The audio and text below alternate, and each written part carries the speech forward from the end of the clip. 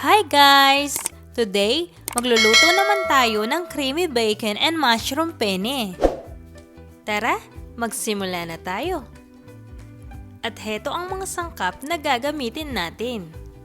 So guys, meron tayo ditong penne pasta na luto na, mushrooms, bacon, all-purpose cream, chicken cube, onions, garlic, salt, ground black pepper, seasoning liquid, at meron tayong tatlong klase ng cheese, emmental, mozzarella, at saka ng gouda, na pinagsama-sama ko na sa isang lalagyan.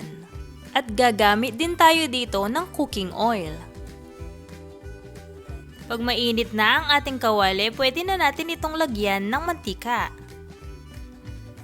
Then, ilagay na natin ang ating mushrooms at prituhin lamang ito ng mga ilang minuto.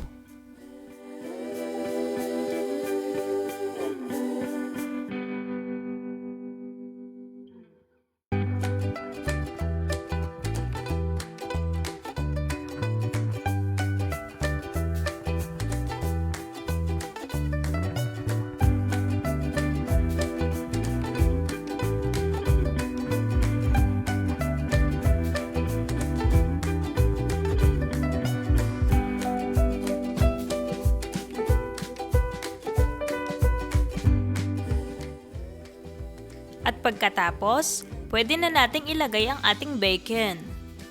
Prituhin din natin ito hanggang sa mag-golden brown na ang kulay.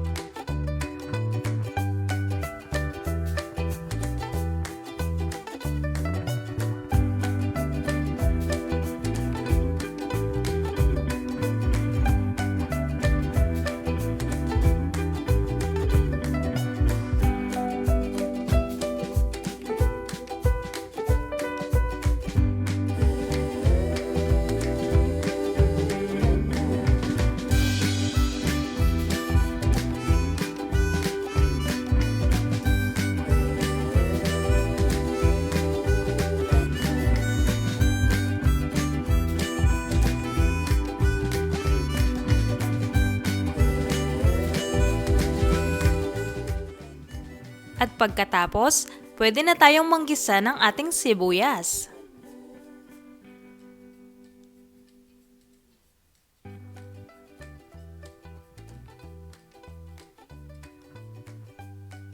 Then, isunod na natin ang ating bawang.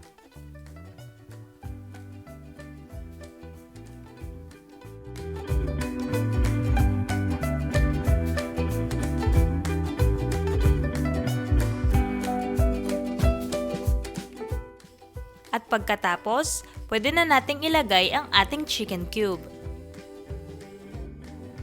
Haluin at tunawin lang natin itong mabuti.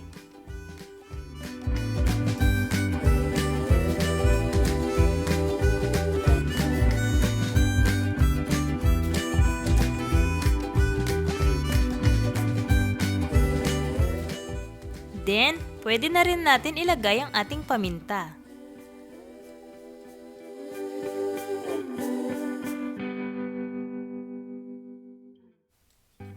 Isunod na rin natin ang ating all-purpose cream.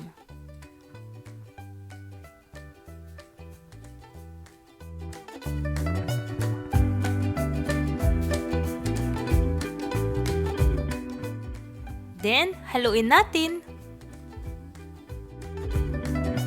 At pagkatapos, maglalagay na tayo ng asin.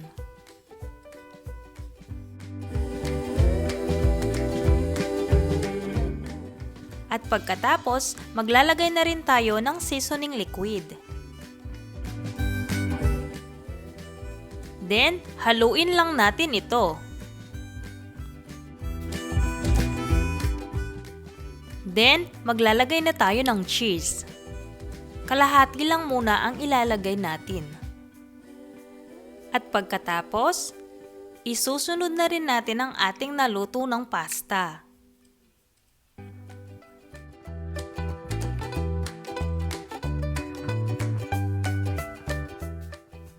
Then, halu-haluin lang natin ito.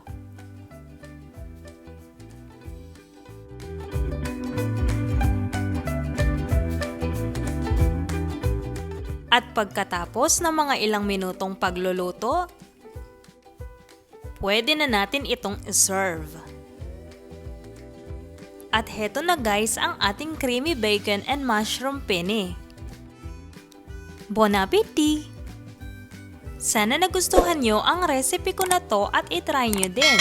Alam ko na magugustuhan nyo ito. I hope you guys enjoyed this video and please make sure to thumbs up, subscribe, and hit the notification bell for more updates.